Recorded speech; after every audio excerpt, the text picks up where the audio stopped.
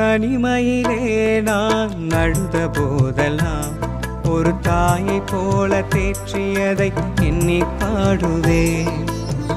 தேவைகளால் நான் திகைத்த போதெல்லாம் ஒரு தகப்பனை போல் தாங்கியதை போற்றி பாடுவேன்.